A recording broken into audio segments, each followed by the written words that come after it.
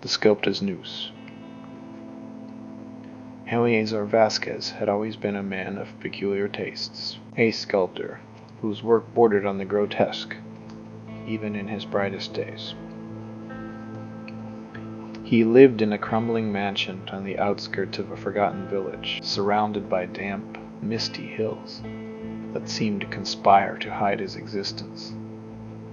His neighbors avoided him, whispering that the ceaseless chipping of his chisel against stone was unnatural, that sometimes moans could be heard amidst the strikes.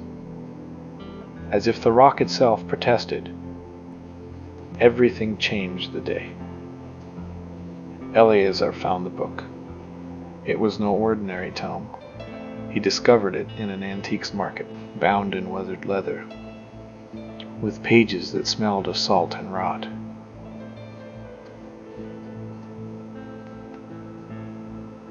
Its title was etched in a language he didn't recognize, thought the illustration impossible geometries. Lines intersecting at angles that pained the eyes captivated him. He spent sleepless nights translating fragments with a dictionary of dead tongues, uncovering references to entities, dwelling in the folds of space, beings that could be summoned through precise forms.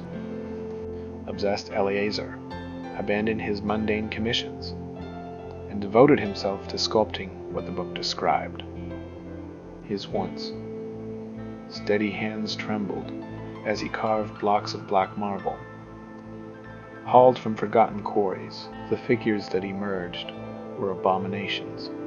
Bodies with limbs twisting in opposing directions, faces whose eyes seemed to multiply when beheld, surfaces that deceived the touch.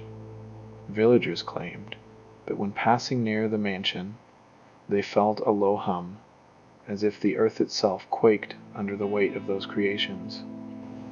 One night,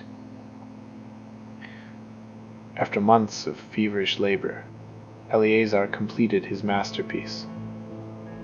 It was a colossal statue, taller than he, a being of tentacles, coiling into infinite loops, and eyes that glowed with a sickly green light, as if holding dying stars. Stepping back to admire it, he heard a sound, a whisper that came not from any direction but from within his own mind. Eleazar had said, "You have opened the door." His heart raced, yet he felt not fear but an unholy euphoria. He rushed to his journal and wrote, "I have given form to chaos, and chaos knows me." The following nights were a whirlwind of visions. He dreamed of landscapes with crooked columns and black skies riven by luminous cracks. The statue seemed to shift each day.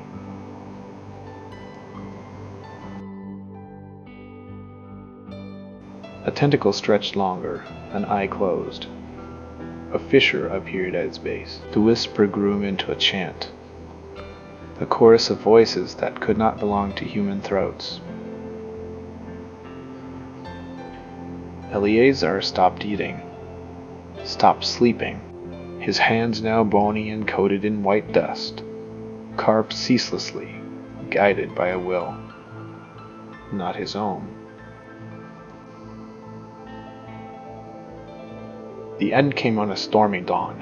A shepherd passing near the mansion heard a harrowing scream, and drawing closer, saw light spilling from the workshop's broken windows. When authorities broke in days later, they found silence. The central statue stood intact, but Eleazar was fused to the figure's base, arms outstretched, as if still clutching an invisible chisel. His eyes, wide and glassy, reflected a terror no man should know. But the most disturbing sight was not there. In the workshop, the tools still moved on their own, striking stone blocks with an inhuman rhythm. The lesser statues, lined against the walls, seemed to turn their faces toward the intruders. Since then, no one has returned. Those who pass by, say they, still hear the echo of the chisel-twine, and a whisper seeking a new name. Thanks for listening. If you haven't already, please subscribe. Turn on notifications and tell us what you thought of the video. And as always, be careful of what's around you.